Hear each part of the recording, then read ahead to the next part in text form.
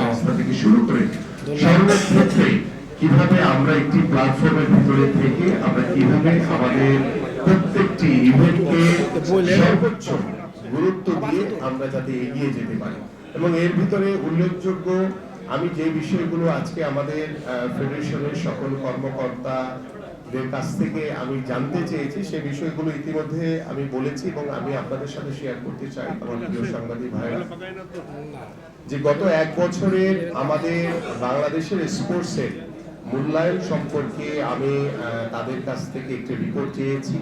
যে গত এক বছরে আমাদের স্পোর্টসের কোথায় সফলতা ছিল, কোথায় ব্যর্থতা ছিল এবং কি কি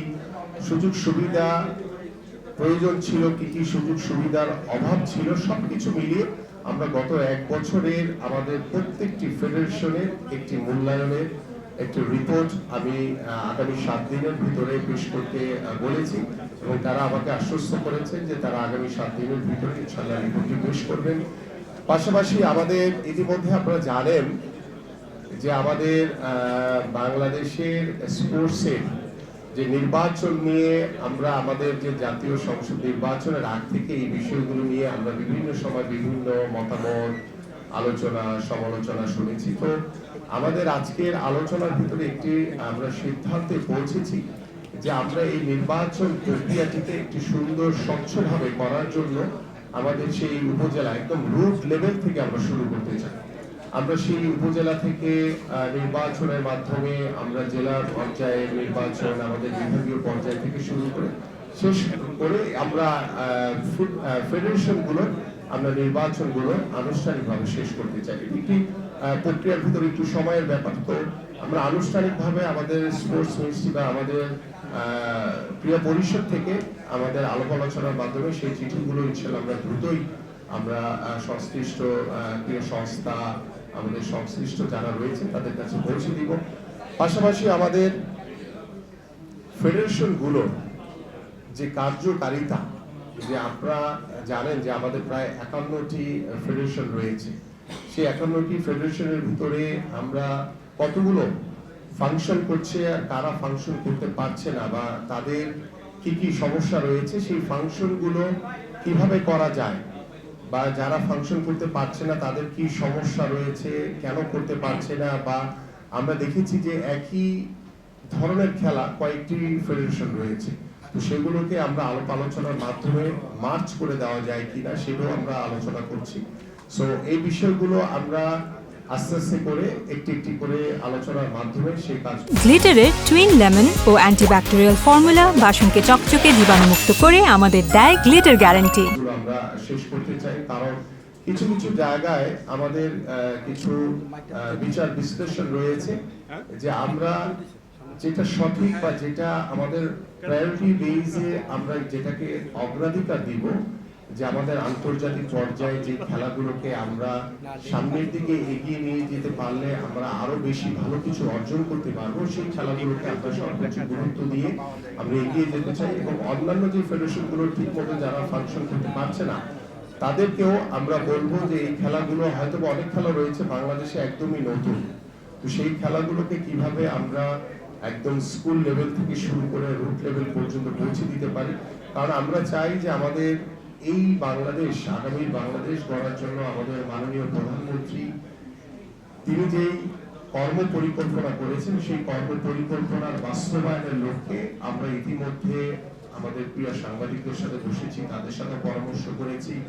আমাদের আজকে ফেডারেশনগুলোর সাথে বসেছি এবং ফেডারেশনগুলোকে স্বাবলম্বী করার জন্য, তাদেরকে সচ্ছল করার জন্য এবং আমাদের যে স্পোর্টস গুডস গুলোর বিষয় নিয়ে আমরা এখানে আলোচনা করেছি যে এগুলোকে ট্যাক্স ফ্রি করে দেওয়া কিভাবে যায়। পাশাপাশি আমাদের স্পন্সর গুলোর যে কিছু ফান্ড রয়েছে, যে সিএসআর যে ফান্ড রয়েছে, সেগুলোকে কিভাবে আমরা আমাদের মাননীয় অর্থমন্ত্রীর সাথে কথা বলে, আমরা আমাদের যে এনবিআর রয়েছে তাদের সাথে কথা বলে কিংবা বাংলাদেশ ব্যাংকের সাথে কথা বলে কিভাবে আমরা সেই সিএসআর ফান্ড আমরা স্পোর্টস এর জন্য আমরা কাজে লাগাতে পারি, সেই বিষয়গুলো নিয়ে আমাদের আলোচনা হয়েছে। পাশাপাশি আমাদের কিছু ফাইন্যান্সিয়াল কিছু কোম্পানি রয়েছে যারা হয়তো প্রতিনিয়ত, লাইক আমরা যদি বিকাশের কথা বলি, এই ধরনের কিছু প্রতিষ্ঠান রয়েছে যারা প্রতিনিয়ত ফাইন্যান্সিয়াল ট্রানজাকশন করে থাকে হিউজ পরিমাণে। তো আমাদের স্পোর্টসের জন্য তাদের কোনো কন্ট্রিবিউশন রয়েছে কিনা বা তারা কোনোভাবে কন্ট্রিবিউশন করতে পারবে কিনা সেই বিষয়গুলো নিয়ে আমরা আলোচনা করেছি। তো আমরা সংশ্লিষ্ট কর্তৃপক্ষের সাথে কথা বলে সেই বিষয়গুলো আলোচনা সাপেক্ষে ইনশাআল্লাহ আমরা আশা করি যে স্পোর্টস এমন একটি জায়গা সেখানে কোনো দল নেই, সেখানে কোনো ভিন্ন মত নেই।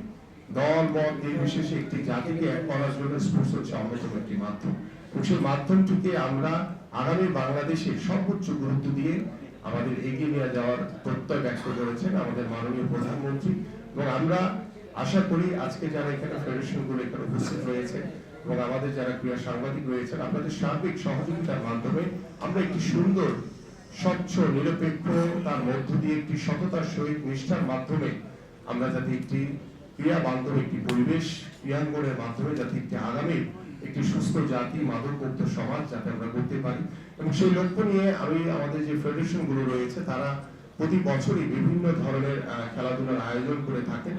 আমরা চাই যে একটি নিয়মের ভিতরে একটি স্বচ্ছতার ভিতরে যাতে বাৎসরিক একটি ক্যালেন্ডারও তাদেরকে পেশ করার জন্য বলেছে আগামী 7 দিনের ভিতরে। এবং আমরা আশা করি যে এই আগামী 7 দিনের ভিতরে তাদের কাছে এবং তাদের অনেক সুন্দর সুন্দর প্রপোজাল রয়েছে, সেই প্রপোজালগুলো আমরা শুনেছি, সেগুলোকে আমরা বলেছি যে বাই রিটেন আমাদের কাছে দেওয়ার জন্য।